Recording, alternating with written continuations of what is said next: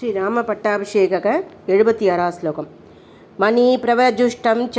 मुक्ताहारमनुत्तमं सीतायै प्रदतौ रामचन्द्ररश्मिसमप्रभम् अरजे वाशसी दिव्ये शुभान्य आभरणानि च अवेक्षमाना वैदेही प्रततौ वायुशो नवे अवमुष्यात्मनः खण्डात् धारां जनकनन्दिनी अवेक्षत हरीन् सर्वान् भर्दारं च मुहुर्मुहुः तामिज्ञीतज्ञसम्प्रेक्ष्य बभाषे जनकात्मजां प्रदेयी शुभके हारं यस्य दुष्टासि भामिनी तेजो त्रिदर्यशो दाक्ष्यं सामर्थ्यं विनयो नयः पौरुषं विक्रमो बुद्धिकी यस्मिन्नेधानि विद्यता ततौ सा वायुपुत्राय तं हारमसि देक्षणा हनुमास्तेन हारेण शिशुभे वानरर्षभः चन्द्रां शूचय गौरेण स्वेद अभ्रेण यदाचलग ततो द्विविधमैन्दाभ्यां नीलाय च परन्तभः सर्वान् कामगुणान् वीक्ष्य प्रततो वसुधाधिपः सर्वे वानरवृद्धा च ये चान्ये वानरेश्वराः वाशोभिर्भूषणैश्चैव यदार्हं प्रतिभूजिताः विभीषणे अथ सुग्रीवो हनुमान् जाम्बवान् स्तः सर्वे वानरमुख्या च रामेण अक्लिष्टकर्मणा यदार्हं पूजिता सर्वैः कामैरत्नैः च पुष्कलैः प्रकृष्टमनसः सर्वे जग्मुरेव यदा कथं नत्वा सर्वे महात्मानं तदस्ते प्लवकृषभाः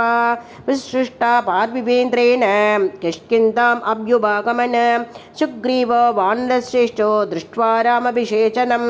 पूजितश्चैव रामेण किष्किन्धां प्राविशत्पुरी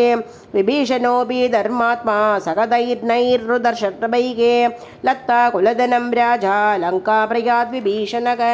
स राज्यम् अखिलं शासन् निकतारिं महायशाः राघव परमोधारो रराजपरायमुता उवाच लक्ष्मणं रामो धर्मज्ञं धर्मवत्सलः आदिष्टधर्मज्ञमया सखे मां कां पूर्वराजात् उषितां बलेन तुल्यं मया त्वं पितॄभिर्धृताय तां यौवराजे दुरमुद्वहस्व सर्वात्मना वर्य अनुनीयमानो यदा न सौमित्रिरुपैति योगं